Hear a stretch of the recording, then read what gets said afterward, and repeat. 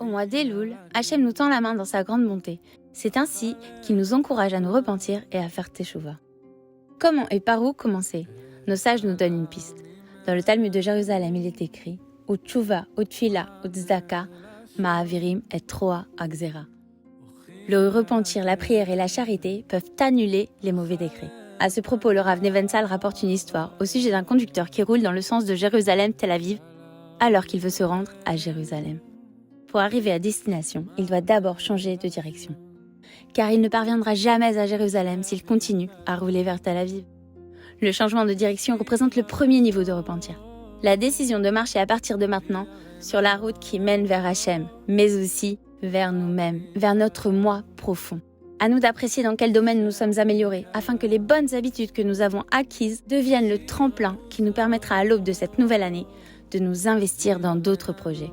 Comme nous le fait si justement remarquer le Rav David Pinto dans son commentaire sur le Télim 27, toute bonne habitude, ergel, constitue le pied spirituel, ha-regel, qui nous permettra de gravir un échelon supplémentaire.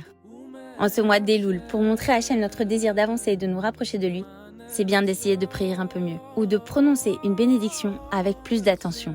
Certains lisent des Télim dans le Télim 27, pendant que d'autres, dans leur programme d'action intensif, se rendent dès l'aube à la synagogue pour réciter les slichot en minyan. Les slichot sont des supplications et des demandes auprès d'Hachem, afin qu'il nous ramène vers lui, nous pardonne nos fautes et renouvelle pour nous une bonne année. Nous récitons les slichot à l'aube ou après le milieu de la nuit, car c'est à ce moment-là qu'Hachem dispense ses chassadim, c'est-à-dire ses bontés sur le monde. Il sera aussi possible de les réciter juste avant la prière de Mincha. Ces prières sont composées notamment du vidouille et des 13 attributs de miséricorde d'Hachem. Le mot vidouille vient du mot lehodot, qui signifie reconnaître. Nous pouvons reconnaître le bien que quelqu'un nous dispense. Alors lehodot prend le sens de toda. Merci. C'est la raison de la mitzvah des bikurim, enseignée dans notre paracha de Kitavo, soulignant l'importance de la karatatov, c'est-à-dire de la reconnaissance envers Hachem pour tous ses bienfaits, en le lui disant. Une qualité qui concerne aussi la relation que nous avons avec notre prochain et avec notre conjoint. Car en prenant le temps d'énoncer les bienfaits qu'une personne a fait pour nous, cela nous aide à en prendre pleinement conscience. Nous pouvons aussi reconnaître la grandeur d'Hachem, et les hodot prend le sens de louer, comme nous le disons dans le Teilim, Hodou la Hachem Kitov. Les hodot signifient aussi reconnaître ses fautes. Dans ce cas, il s'agit du vidouille. Nous récitons le vidouille pendant les slichot, mais aussi à 26 reprises durant Yom Kippour, et également tout au long de l'année, sauf le Shabbat et les jours de fête. Le vidouille est ordonné selon les 22 lettres de l'alphabet. Hachem a utilisé ces lettres pour créer le monde, et le vidouille agencé suivant les 22 lettres permet de réparer les choses à leur source. Le vidouille se dit debout, la tête légèrement fléchie, en se frappant la poitrine au niveau du cœur en signe d'amendement. Mais comme nous le rappelle le Rav Mordechai Bismuth, taper sur la poitrine, ce n'est pas tout. Il faut aussi réparer.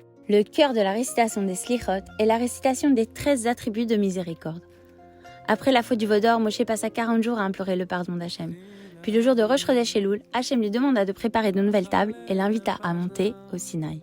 La Gemara nous rapporte qu'Hachem enseigne à Moshe les 13 attributs de miséricorde. Ce sont les 13 midot de Dieu, telles qu'elles figurent dans la Torah, en lui précisant qu'implorer Hachem en mentionnant ces 13 attributs aura toujours un effet bénéfique.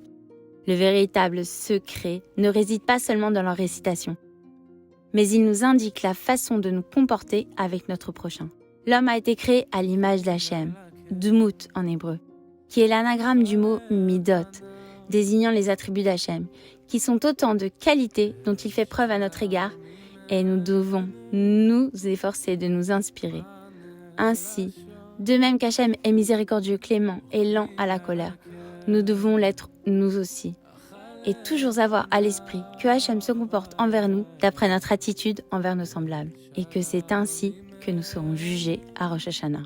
En ces jours de Teshuvah, le son du shofar nous incite à nous rapprocher de Dieu, à nous repentir, mais aussi à nous améliorer. En effet, le mot shofar vient de l'échaper, signifiant s'améliorer. Enfin, n'oublions pas qu'en ce mois d'Elul, la meilleure façon de progresser est de multiplier les bonnes actions. C'est pour cela que nos sages encouragent à faire plus de tzedaka. Le saviez-vous? C'est une mitzvah à portée de main.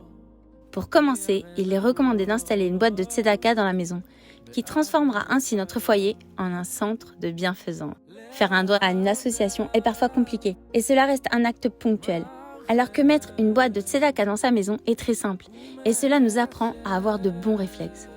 Ainsi, en s'habituant à déposer chaque jour quelques shekels dans cette boîte, on transformera notre main en une main charitable, et nous deviendrons par la même occasion le canal par lequel Hachem déverse ses bénédictions dans le monde. Nos sages nous enseignent que la Parnassa est fixée au mois de Tishri. À l'approche de Rosh Hashanah, où l'on souhaite qu'Hachem nous dispense le plus grand nombre de ses bienfaits, le secret de la réussite est de faire le Ratzon Hachem, la volonté d'Hachem grâce à la mitzvah de la Tzedaka. Nous devenons ainsi le meilleur tsinor de Dieu, c'est-à-dire le plus large canal par lequel Hachem déverse un nombre infini de bontés. Donc, si vous n'avez pas encore de boîte de tzedaka, courez en acheter une. Vous pouvez aussi la fabriquer ou la demander dans votre synagogue.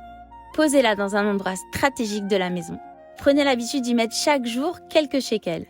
Il est conseillé de faire un don à la tzedaka avant d'accomplir les mitzvot de Hafrashat Challah et de l'allumage des bougies, car ce sont des moments particulièrement propices et cela nous permet de bénéficier du mérite de cette bienveillance au moment de notre prière. Rappelez-vous, quand on fait la tzedaka, c'est-à-dire que l'on s'occupe des autres, on peut être certain qu'Hachem s'occupera de nous à son tour. Que Akadosh Baruch Hu vous comble de ses bénédictions et que vous soyez toutes et tous inscrits dans le livre de la vie. Amen.